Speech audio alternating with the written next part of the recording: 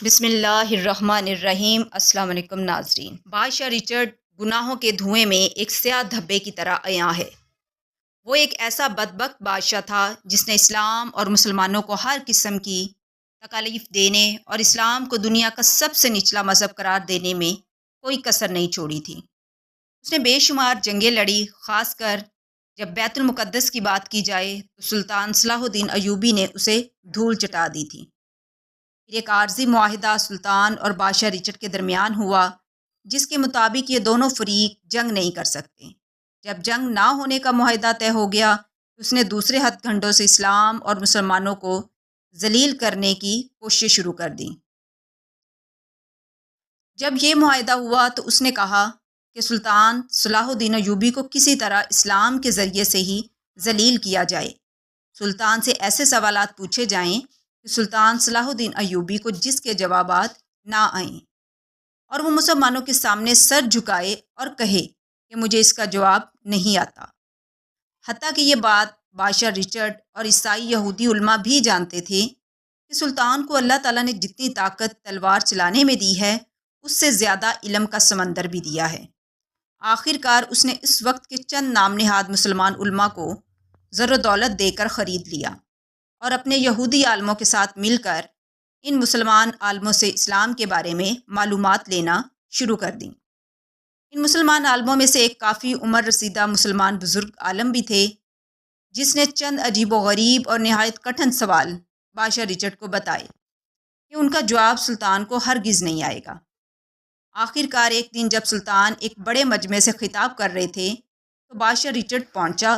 سلطان صلاح الدین ایوبی نے پوچھا کہ کس کام کے لیے تم یہاں آئے ہو؟ فی الحال تو تم ہمارے مہمان ہو اور تمہاری عزت ہم پر فرض ہے۔ بادشاہ رچرڈ نے کہا کہ تم اسلام کے علمبردار بنے ہوئے ہو اور خانہ کعبہ کی تم لوگ پوجا بھی کرتے ہو۔ یہ ساری بات سارا مجمع سن رہا تھا۔ بادشاہ رچرڈ نے نہایت طنزیہ اور تکبرانہ لہجے میں کہا، سلطان یہ بتاؤ کہ خانہ کعبہ میں کیا کسی نے کبھی زنا جیسا گناہ کبیرہ کیا ہے؟ سارا مجمع حیران بھی ہوا اور غصہ بھی کرنے لگا کہ خانہ کعبہ میں بھلا کون اس طرح کی حرکت کر سکتا ہے۔ پھر بادشاہ رچرڈ بولا، وہ کون سا جوڑا تھا جس نے یہ بدکاری کی، اور تمہارا خدا اس وقت کہاں تھا؟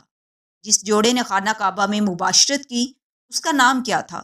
سلطان مجھے اس کے بارے میں تفصیل سے بتائیے تاکہ یہ سارا مجمع بھی سن لے۔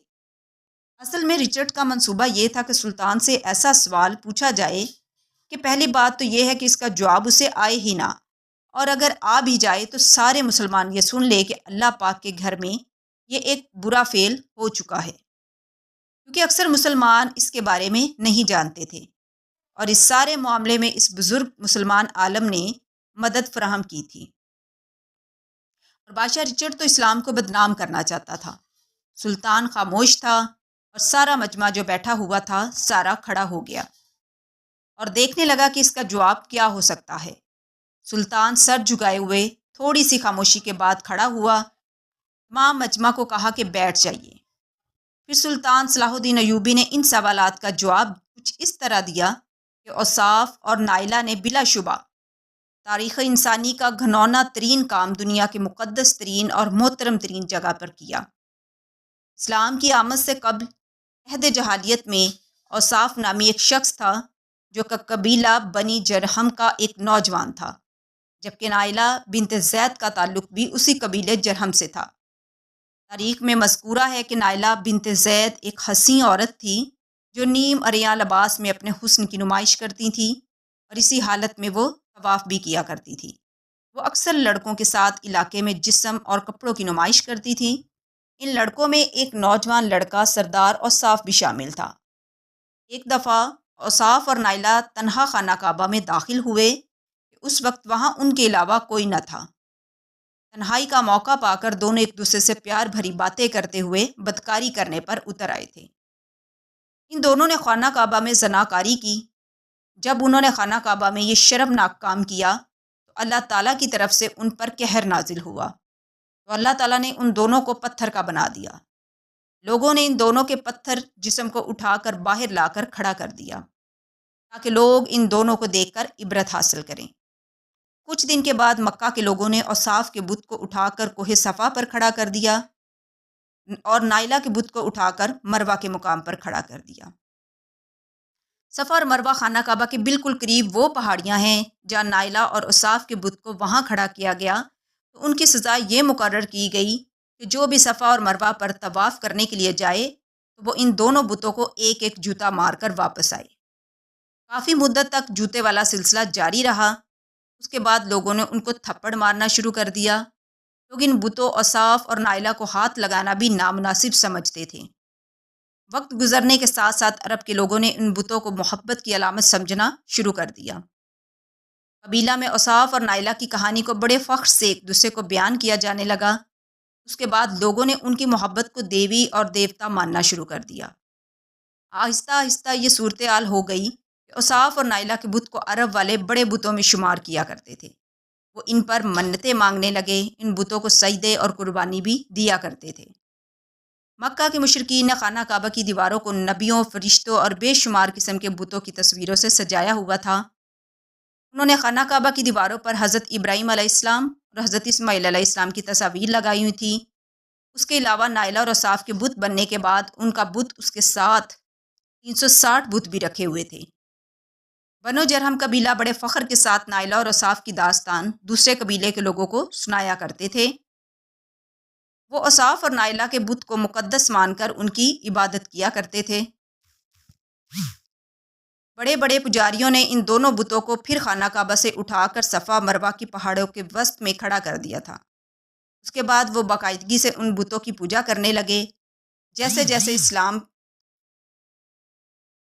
پھیلتا گیا تو لوگوں نے ان پہاڑوں صفا اور مروہ پر جہاں اوصاف اور نائلہ کا بت تھا یہاں جانے کو گناہ تصور کرنے لگے۔ اس وقت نبی کریم صلی اللہ علیہ وسلم پر وحی نازل ہوئی کہ صفا اور مروہ پر جانے میں کوئی گناہ نہیں ہے، بلکہ حج اور عمرہ کرنے کے لیے دونوں عبادتوں میں صفا اور مروہ کی سعی کرنے کو لازم قرار دیا گیا تھا۔ فتح مکہ کے موقع پر نبی کریم صلی اللہ علیہ وسلم نے حضرت علی شیر خدا رضی اللہ تعالیٰ عنہ اور دوسرے صحابہ کرام رضوان علیہم اجمعین کے ساتھ مل کر اوصاف و نائلہ اور بے شمار بتوں کو ریزہ ریزہ کر دیا تھا۔ آپ صلی اللہ علیہ وسلم نے فتح مکہ کے موقع پر جن بتوں کو توڑا ان میں مشرکین کے مشہور بت منات اور بہت سے بت بھی شامل تھے۔ تاریخ میں ان کی تعداد تقریباً 360 بیان کی جاتی ہے۔ حبل بت کو مشرکین سب سے زیادہ اہمیت دیتے تھے۔ حبل کے معنی بہت طاقتور کے ہیں، اس لیے عربوں نے اس بت کو حبل کا نام دیا تھا۔ حبل بت سرخ عقیق سے تراشا ہوا تھا۔ یہ بت قریش کے لوگوں کو انسانی شکل میں بنا ہوا ملا تھا۔ قریش مکہ نے اس بت کو خانہ کعبہ کی چھت پر کھڑا کیا ہوا تھا۔ یہاں پر سلطان صلاح الدین ایوبی سانس لینے کے لیے رکے تو بادشاہ رچرڈ اور اس کے ساتھی وہاں سے جانے لگے، کیونکہ ان کے جو سوال تھے جس کو وہ گھٹیا ذہن کے ساتھ بنا کر لائے تھے، سلطان نے ان کے جواب اس طرح سنائے کہ وہ خاموشی سے جانے لگے۔ تو سلطان صلاح الدین ایوبی نے تاریخی الفاظ کہے، اے بادشاہ رچرڈ، اگر تو نے اتنا وقت اسلام کو سمجھنے کی نیت سے لگایا ہوتا تو تو آج ایک سچا مسلمان ہوتا، مگر یہ بھی سچ ہے کہ خدا جسے ہدایت نہ دینا چاہے وہ کبھی بھی سیدھے راستے پر نہیں آ سکتا۔